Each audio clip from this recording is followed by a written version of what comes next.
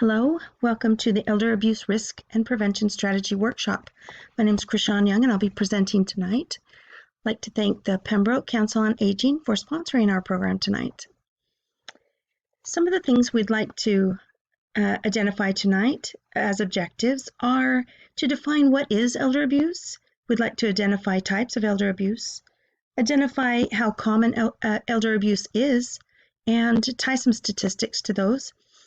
Also identify elder abuse prevention strategies. So let's get moving. So what is elder abuse? What do we consider elder abuse? Well, the definition is an elder abuse is an intentional act or failure to act by a caregiver or another person in a relationship involving an expectation of trust that causes or creates a risk of harm to an older adult. And you may consider, what is an older adult? Well, an older adult in this situation would be considered someone age 60 or older. So, elder abuse. Common types of elder abuse include what you may consider first, maybe physical abuse, which is injury, distress, intentional use of force, physical force, such as hitting or hurting an elderly person in any of these ways. We also would consider abuse sexual abuse, which is unwanted sexual contact or harassment. Then psychological abuse, that refers to verbal or nonverbal behaviors which can inflict mental pain, distress, fear. It includes things like disrespect, nonverbal and verbal threats, harassment, and also isolation. So keeping an older person away from the people that they may care for, or just alone and isolated, unable to be in contact with people. Caregiver neglect. So caregiver in this case could be caregiver at home, could be a caregiver in an institution or hospital. So this really is the failure to meet an older adult's basic needs, such as food, water, shelter, clothing, hygiene, and the essential medical care, like getting them to a doctor when they need it, giving them the medicine that doctors have prescribed, getting their medicine to them correctly and consistently. And also we have then financial fraud and exploitation, which is the improper use of an elder person's money, their belongings, property, assets. This includes many of the, maybe you've heard many scams that are out there trying to lure in older people through the telephone or computer scams. Things like that fall under that. It also falls into that a person who should be caring for the older person's financial needs and uses the money in an improper way, or a way that the elder person is not even asked about. So if you had to look at these 5 common types of elder abuse and you had to rank them, I wonder what rank you would put them in. Think for a minute which one you would put me first, second, most prevalent, least prevalent. Let's look. And how many people do you think, what the percentage of people, elderly people, do you think actually experience elder abuse? So it may surprise you, sadly, to know that 10% of adults age 65 or older will experience some form of elder abuse in a given year. And some of these older adults will be experiencing more than one type of abuse at a time. In fact, that's often the case. So as far as ranking these, were you surprised to see that financial fraud and exploitation is the highest at 5.2%? Now, caregiver neglect is very close to that, 5.1 sadly, and psychological abuse, 4.6 and on. Physical abuse, 1.6, sexual abuse, 0.6%.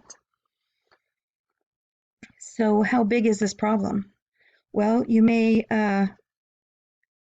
be interested to hear that from 2002 to 2016, more than 643,000 older adults were treated in the emergency department for non-fatal assaults.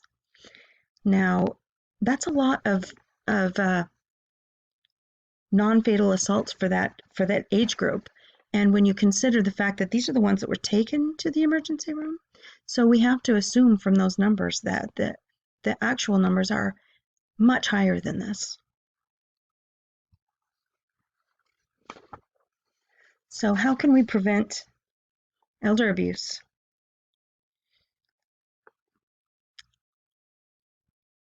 Well, here's a good list. We can listen to older adults and their caregivers to understand their challenges, provide support. We can report abuse.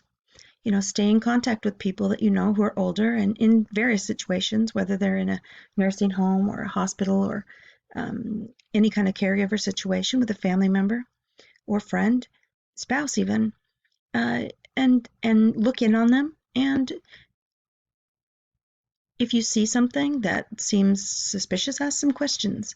You can certainly report abuse to local adult protective services. Many people don't realize there is just like there's a child protective services, there are adult protective services. You can always talk to a person at the facility if they're at a facility, or a family member who may not be aware of the situation, and see if you can get some help for the person. You can also talk to the police and get the government agencies and other resources to help you and the older person. It's important to educate ourselves and about how to recognize and report elder abuse. Older people, they fall, it may be common for elderly people to have bruises or things that are a result of medical conditions or things, but it's really important to keep in mind that anything that's abnormal, anything that seems out of the ordinary, ask some questions. You can always attend an older person's doctor's appointments with them to help them to talk to build a relationship with the doctors and find out a little more about their conditions and get yourself educated about what would be normal and what is abnormal and should be looked into.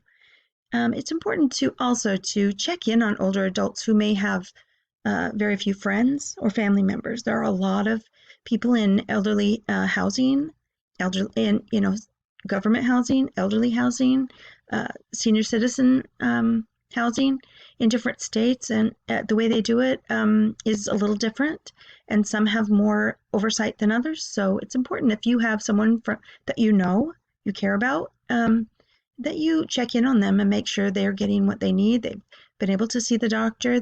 They are comfortable where they are, and build a relationship with them so that they can talk freely to you, and you can be any older adult with an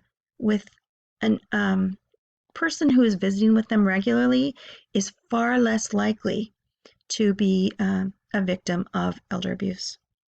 So there's another thing that's really important to mention, and that's to provide the caregivers that are with our elderly some time off. Give them the support they need so they are not overburdened, so they're not overexhausted. Give a spouse of a person who's caring for someone some time away to be able to recharge, and so they don't get into a situation where they become maybe overtired, aren't able to take good care of the person that's depending on them. Other important things to mention are, if there's a person, either the caregivers or the older adults, that are having a problem with drug abuse or alcohol issues, that you try to get them some help. There's government agencies that can help with that. You can speak to the local protective services, and they will give you some resources. So I love this quote, and I encourage you to read it. Someday, we will have been all of these things, young, aged, and I love this quote by George Washington Carver. So in close, I'd like to just encourage all of us to look in on the elderly, build relationships with them, and support them in all the ways we can. I also have some resources here if you'd like to look these up. Thank you for listening, and I hope that we can all show our elderly people in our community all the love and respect that they deserve. Thank you.